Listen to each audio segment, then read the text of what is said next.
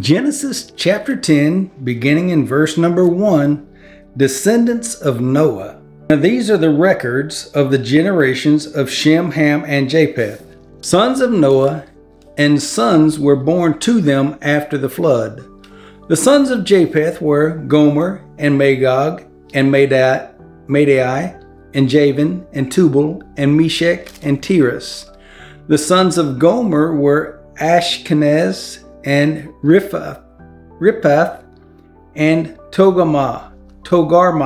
The sons of Javan were Elisha, and Tarshish, Kittim, and Dodanim. From these, the coastlands of the nations were separated into their lands, every one according to his language, according to their families, into their nations.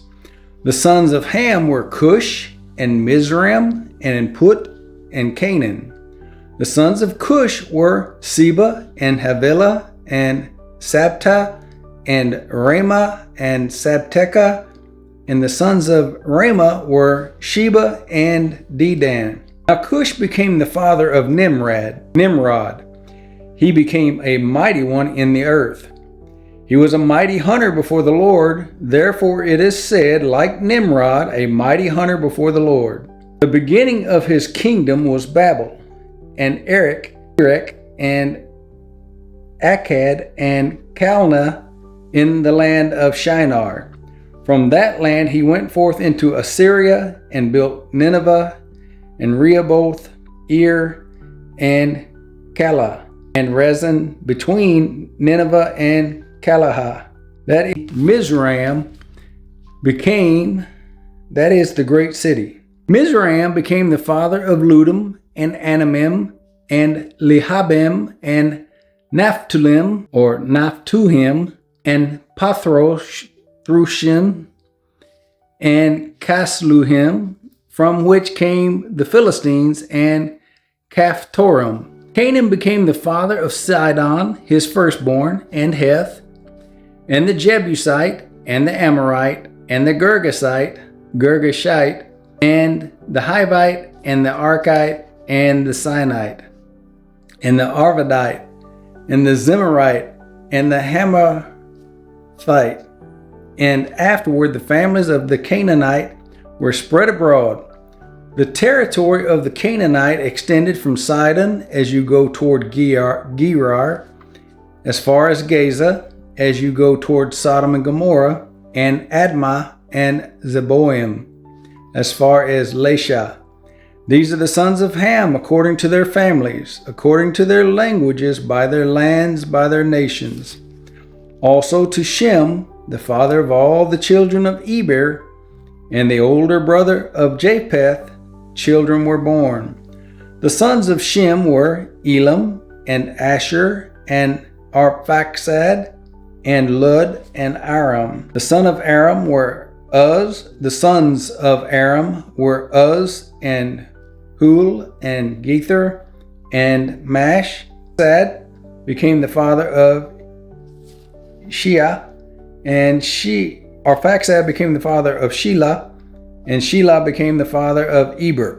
2 sons were born to Eber. The name of the one was Peleg, for in his days the earth was divided, and his brother's name was Joktan. Joktan became the father of Almodad, and Sheleph, and Hazarmaveth, and Jerah, and Hadoram, and Uzel, and Diklah, and Obal, and Abimelech, and Sheba, and Ophir, and Havilah, and Jobab. All these were the sons of Joktan. Now their settlement extended from Mesha as you go toward Sephar, the hill country of the east. These are the sons of Shem, according to their families, according to their languages, by their lands, according to their nations. These are the families of the sons of Noah, according to their genealogies, by their nations, and out of these the nations were separated on the earth after the flood. Genesis chapter number 11, beginning in verse number 1, universal language, Babel, confusion. Now the whole earth was the same the whole earth used the same language and the same words. It came about as they journeyed east that they found a plain in the land of Shinar and settled there. They said to one another, "Come, let us make bricks and burn them thoroughly." And they used brick for stone, and they used tar for mortar. They said, "Come, let us build for ourselves a city and a tower whose top will reach into heaven, and let us make for ourselves a name. Otherwise we will be scattered abroad over the face of the whole earth." The Lord came down to see the city and the tower which the sons of men had built. The Lord said, "Behold, they are one people, and they all have the same language. And this is what they began to do. And now nothing which they purpose to do will be impossible for them. Come, let us go down and there confuse their language so that they will not understand one another's speech." So the Lord scattered them abroad from there over the face of the whole earth, and they stopped building the city. Therefore its name was called Babel, because there the Lord confused the language of the whole earth, and from there the Lord scattered them abroad over the face of the whole earth. Genesis chapter 11, beginning in verse number 10, Descendants of Shem. These are the records of the generations of Shem. Shem was 100 years old and became the father of Arphaxad, 2 years after the flood. And Shem lived 500 years after he became the father of Arphaxad, and he had other sons and daughters. Arphaxad lived 35 years and became the father of Shelah. And Arphaxad lived 403 years after he became the father of Shelah, and he had other sons and daughters. Shelah lived 30 years and became the father of Eber, and Shelah lived 403 years after he became the father of Eber, and he had other sons and daughters. Eber lived 34 years and became the father of Peleg, and Eber lived 430 years after he became the father of Peleg, and he had other sons and daughters. Peleg lived 30 years and became the father of Reuah, and Peleg lived 209 years after he became the father of Reuah, and he had other sons and daughters. Reuah lived 32 years and became the father of Serug, and Reuah lived 207 years after he became the father of Serug, and he had other sons and daughters. Serug lived 30 years and became the father of Nahor, and Serug lived 200 years after he became the father of Nahor, and he had other sons and daughters. Nahor lived 29 years and became the father of Terah, and Nahor lived 119 years after he became the father of Terah, and he had other sons and daughters. Terah lived 70 years, became the father of Abram, Nahor, and Haran. Now these are the records of the generations of Terah. Terah became the father of Abram, Nahor, and Haran. And Haran became the father of Lot. Haran died in the presence of his father, Terah, in the land of his birth in Ur of the Chaldeans. Abram and Nahor took wives for themselves. The name of Abram's wife was Sarai, and the name of Nahor's wife was Milcah, the daughter of Haran, the father of Milcah and Ishka. Sarai was barren, she had no children.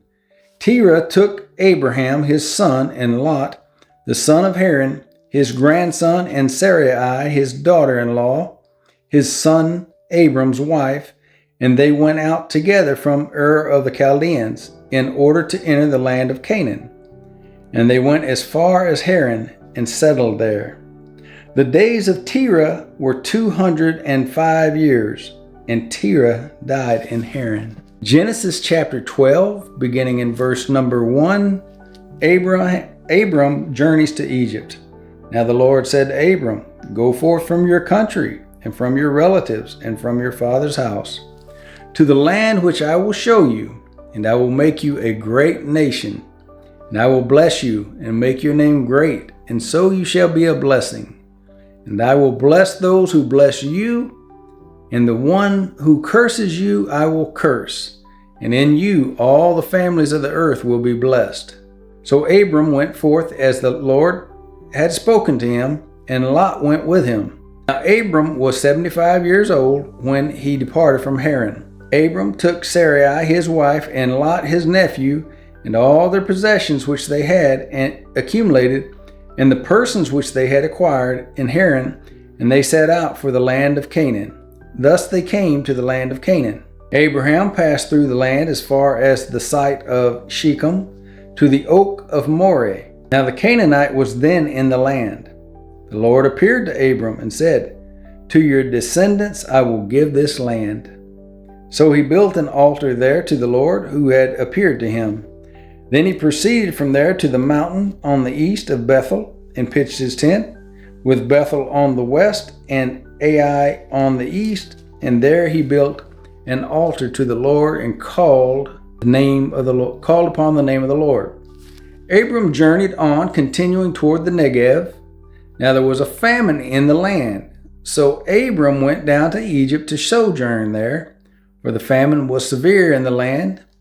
It came about when he came near to Egypt that he said to Sarai his wife, "See now, I know that you are a beautiful woman, and when the Egyptians see you, they will say, 'This is his wife,' and they will kill me, but they will let you live.